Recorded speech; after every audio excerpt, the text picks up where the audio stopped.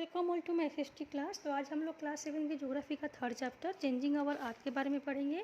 तो इससे पहले की क्लास में हम लोग डिस्कस किए थे कि उसके दोनों फोर्स के बारे में, एंडोजेनिक एंड एक्सोजेनिक फोर्स, और अर्थक्वेक और वोल्केनो के बारे में डिस्कस किए थे। तो आज हम लोग पढ़ेंगे मेजर लैंडफॉर्म्स के बारे में।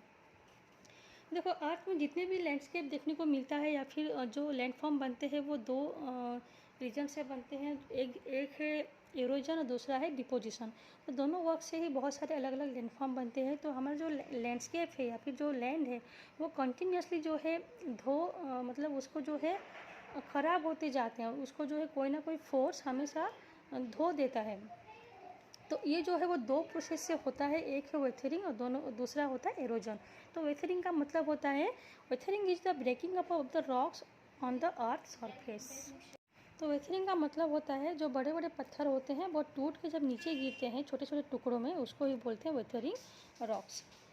दूसरा होता है एरोजन। तो halogen is the wearing away of the landscape by different agent like water, wind and ice. और एरोजन का मतलब होता है जब मिट्टी पानी, हवा या फिर बर्फ से धो जाता है या फिर वो ख़राब हो जाता है तो उसको बोलते हैं एरोजन। तो जितने भी एरोडेड मटेरियल होता है, फिर जो मिट्टी एरोज हो जाता है वो वाटर या फिर विंड से फिर से ट्रांसपोर्ट होकर अलग जगह पे डिपॉजिट होता है और ऐसे बहुत सारे अलग अलग नए नए लैंडफॉर्म क्रिएट होते हैं। तो इसे अब देखते हैं कि जो रिवर होते हैं उसका काम क्या होता है, वर्क ऑफ ए रिवर। देखो, जब रिवर के वाटर रन होता है तो running water in the river arrowed the landscape. तो जब रिवर का पानी तेज से बहता है तो उसी से ही लैंडस्केप जो है वो एरोड होता है या फिर ख़राब होता है।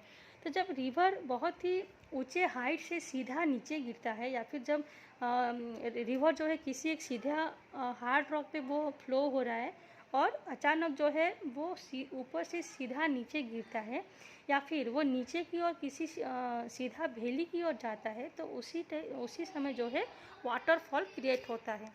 तो वर्ल्ड में बहुत सारे छोटे और बड़े वाटरफॉल देखने को मिलता है। तो सबसे हाईएस्ट वाटरफॉल जो है वो है angel falls in Venezuela in south America. तो एंजल फॉल्स जो कि साउथ अमेरिका में है, वेनेजुएला में।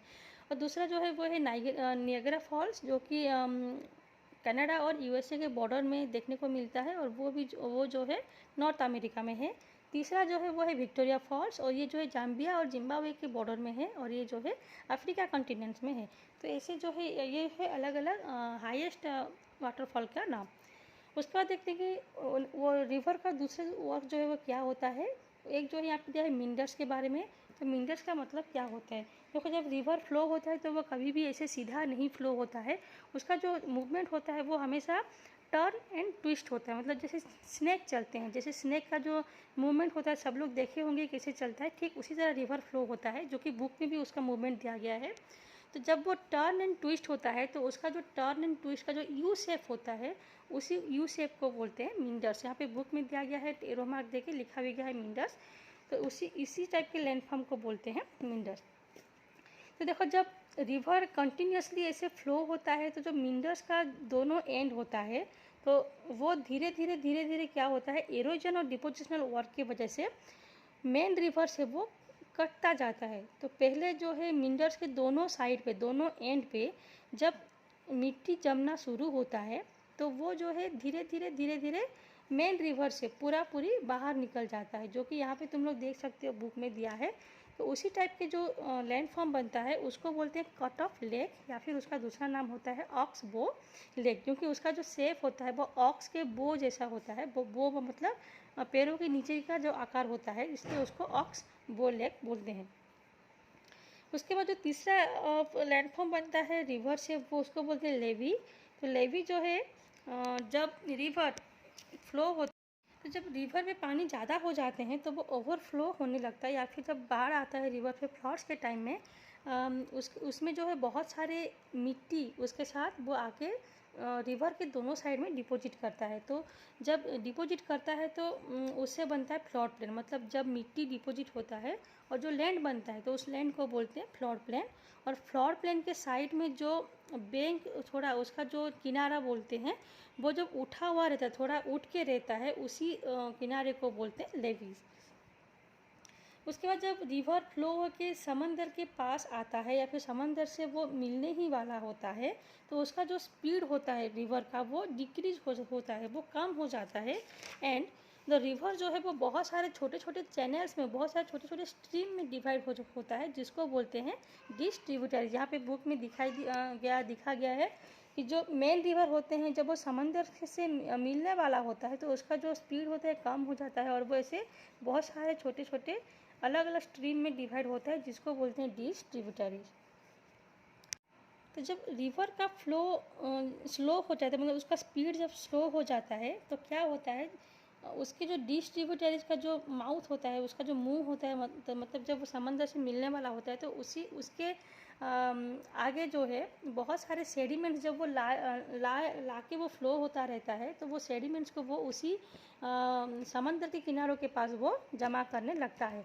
तो जब वो जमा हो जाते हैं, जितने भी ट्रिब्यूटरीज के माउथ होते हैं, तो डिस्ट्रीब्यूटरीज के माउथ होते हैं, तो वहाँ पे जब सेडिमेंट डिपॉजिट होने लगते हैं तो उससे एक और नया लैंडफॉर्म बनता है, जिसको बोलते हैं डेल्टा। तो देखो यहाँ पे दोनों रिवर के बीच का जो हिस्सा देख रहे हो, जहाँ पे कि ट्राइंगल का शेप बना हुआ है, तो इसी ट्राइंगल शेप का जो लैंड होता है उसी को ही बोलते हैं डेल्टा।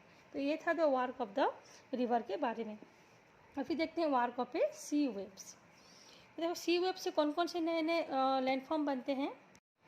तो erosion and deposition of the sea waves give rise to coastal landform. तो जो एरोजन और डिपोजिशन वर्क होता है सी वेव से, उससे कोस्टल लैंडफॉर्म बनता है। तो देखो समंदर में जो सी वेव्स होते हैं वो हमेशा जो है समंदर से टकरा के फिर वापस चले जाते हैं। तो जिस समंदर में बड़े बड़े पत्थर होते हैं, तो सी वेव जो है उस पत्थर पे कंटिन्यूसली वो धक्का खा के फिर वापस चले जाते हैं। तो वो जो टकराव होता है वो बहुत ही स्पीड में होता है।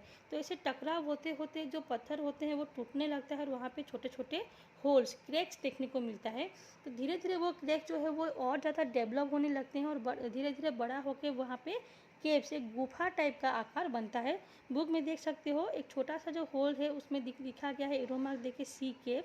तो इस टाइप के लैंडफॉर्म को जो कि सी वेव से बनता है उसको बोलते हैं सी केव।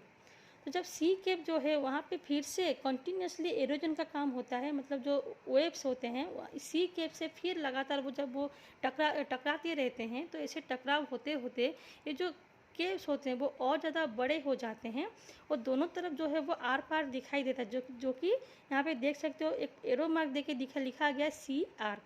तो जो केव्स का जो पीछे का दीवार होता है वो टूट जाता है, और जो वहाँ पे जो है अंदर पूरा होल दिखाई देता है, मतलब पूरा आर पार हमें दिखाई देने लगता है। तो उसी टाइप के लैंडफॉर्म को बोलते हैं सी आर्चेस। उसके बाद जब सी आर्चेस में फिर से सी वेव्स टकराते हैं, तो वहाँ पे फिर से एरोजन का काम जो है वो कंटिन्यू रहता है, और उसी टाइप का जो उसका जो ऊपर का रूफ का हिस्सा है वो रूफ पूरा ऊपर तक एरोज होते होते वो पूरा ऊपर चला जाता है, और ऐसे जो आर्चेस रहते हैं वो नहीं रहता, और वहाँ पे खाली एक दीवार, मतलब पत्थर का टुकड़ा रह जाता है, जिसको बोलते हैं स्टक। तो ऐसे ही सी वेब से देखो एक ही लैंडफॉर्म से कितने सारे लैंडफॉर्म बन रहा है। एक ही चीज़ से पहले बना सी केप, उसके बाद बना आर्च, उसके बाद बना स्टॉक। उसके बाद देखो जो स्टॉक से फिर देन जो समंदर पे या फिर जो रिवर पे जो रॉकी प्लेन होता है या फिर जो कोस्ट होता है जिसमें कि पत्थर ज़्यादा होते हैं, तो जब वो वर्टिकली सी लेवल के ऊपर रहता है, मतलब पानी के ऊपर जब वो वर्टिकली रहता है कोई भी रॉकी कोस्ट, मतलब ऊपर जो है वो समंदर का किनारा होता है और नीचे जो है पानी होता है, लेकिन वो पूरा वर्टिकली रहता है जो पत्थर, उसी टाइप के लैंडफॉर्म को बोलते हैं सी क्लिफ। तो इसी तरह जो सी वेव्स होते हैं वो लोग जब समुद्र के किनारे तक आते हैं तो अपने साथ बहुत सारे सेडिमेंट्स लेके आते हैं, जो कि मिट्टी, छोटे छोटे पत्थर या फिर कंकर होते हैं, उनको लाके वो समुद्र के किनारे पे वो डिपॉजिट करते हैं, और इसी से जो होता है सी बीच फॉर्म होते हैं। तो ये था वार्क ऑफ ए सी वेव्स। तो सी वेव से जो है 4 तरह का लैंडफॉर्म बनते हैं, 5 टाइप के लैंडफॉर्म बनते हैं: sea caves, sea arch, stack, sea cliff and beaches.